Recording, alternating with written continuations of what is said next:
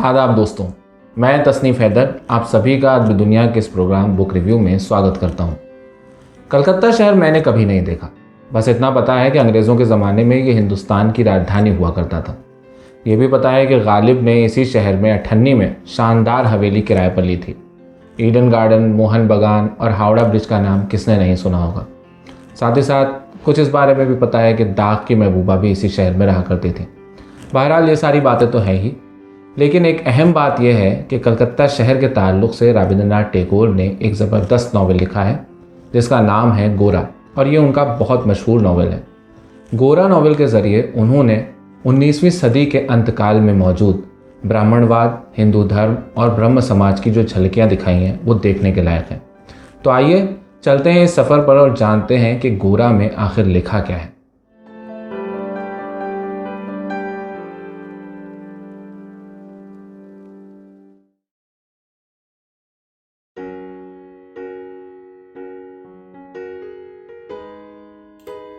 गोरा एक ऐसा नॉवेल है जिसका वाचन हमें ये समझाने के लिए काफ़ी है कि इंसान जब तक धार्मिक उपदेशों और कट्टर रीति रिवाज के चक्कर में पड़कर अपना वक्त बर्बाद करता रहेगा, तब तक उसके लिए एक ऐसे समाज की कल्पना असंभव है जहां सबके लिए बराबरी के मौके मैसर आ सकें।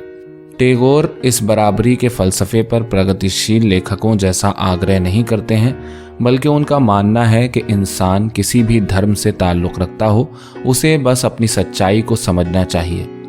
उसे सोचना चाहिए कि खुदा इतना मामूली और ऐसा हल्का नहीं हो सकता कि इंसानों में ऊंच नीच और बंटवारे जैसी चीज़ों को परवान चढ़ाए, किसी को ब्राह्मण बनाकर उसे ऊंची गद्दियों पर बिठा दे और किसी को शूद्र बनाकर उसे पस्तियों में फेंक दे।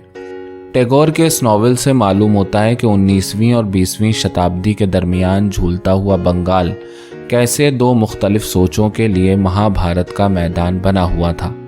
एक तरफ ब्रह्म समाज के लोग थे जो तालीम और नई तहजीब को अपनाकर अंग्रेज़ों की खुशनुदी हासिल करना चाहते थे, तो दूसरी तरफ कट्टरवादी हिंदू जिनकी सोच उन्हें लगातार बीते हुए कल की तरफ धकेलती हुई महसूस होती थी। दोनों ही वर्ग अपनी अपनी कोशिशों और मामलों में इंतहा पर पहुंचे हुए थे।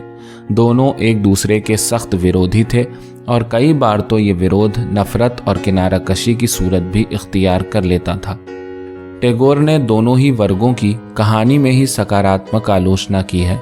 दोनों ही जानिब कट्टर किस्म के लोग भी थे, जैसे ब्रह्म समाज में हरण बाबू जो अपने अहंकार के कारण हिंदू धर्म के लोगों को नीच, अनपढ़ और दकियानूसी कहकर रद्द करते थे, तो दूसरी तरफ हिंदू धर्म के मानने वाले गोरा और अविनाश जैसे लोग जो अपनी रूढ़िवादी सोच के लिए इतने मजबूर थे कि भारत पर अंग्रेज़ों के कब्ज़े को अपने बुजुर्गों का एक महापाप समझकर हवन के ज़रिए उसका प्रायश्चित करना चाहते थे।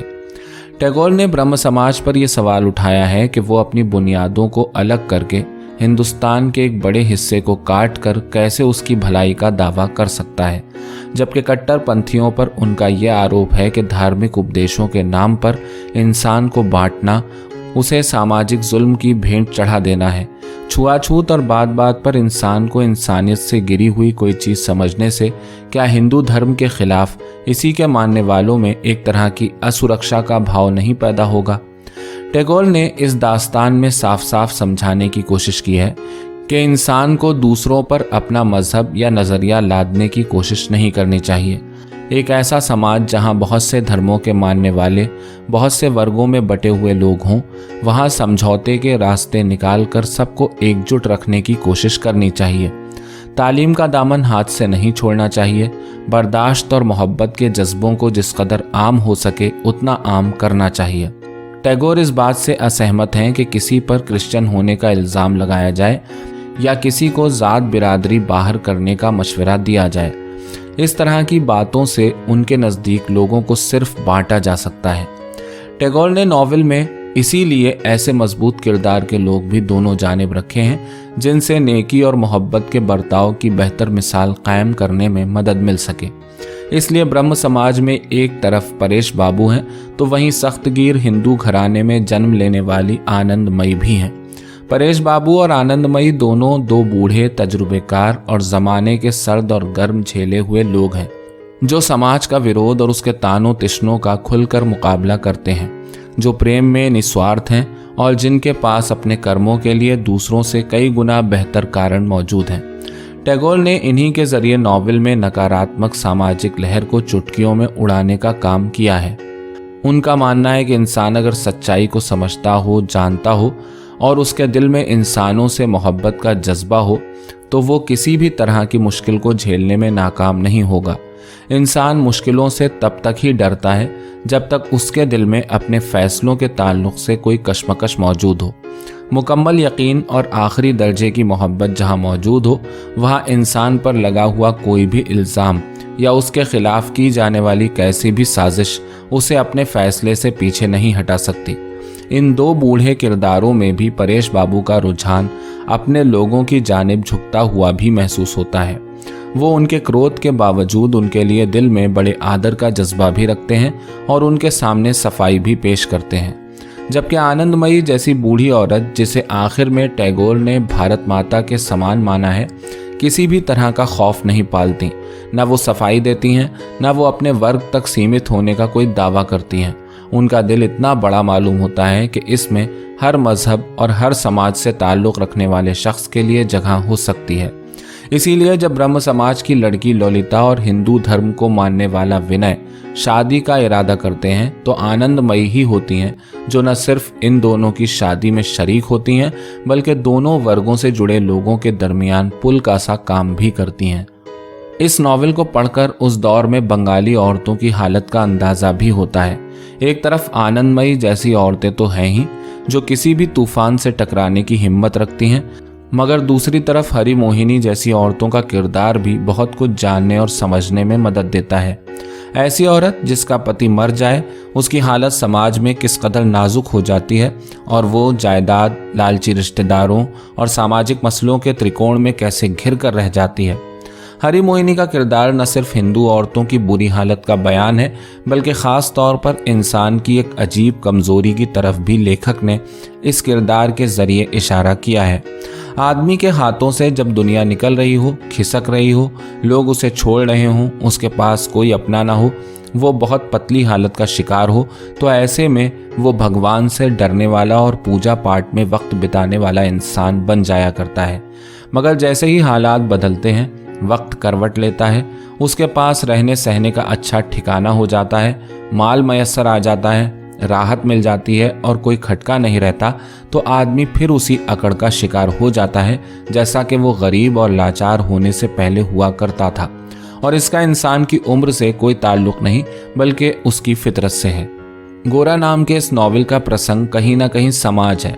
इस नॉवेल का मुख्य किरदार गुरु मोहन बाबू उर्फ गोरा, जो कि सामाजिक पाबंदियों को धर्म की दृढ़ता की एक शक्ल मानता है और दूसरों को गर्मागर्म बहसों से ये बात मनवाता भी रहता है, वो भी जब ज़मीन पर चक्कर लगाता है, कलकत्ता से आगे देहातों में घूमता फिरता है, तब उस पर यह नंगी हकीकत रोशन होती है कि समाज किस तरह धर्म के नाम पर अपना उल्लू सीधा करता है और जो पाबंदियां समय के साथ अपनी शक्ल नहीं बदलती, वो कैसे कुछ खास लोगों के लिए उम्दा आर्थिक साधनों में बदल जाती हैं और किस तरह अवाम के एक बड़े हिस्से के लिए जुल्म व जबर की शक्ल इख्तियार कर लेती हैं।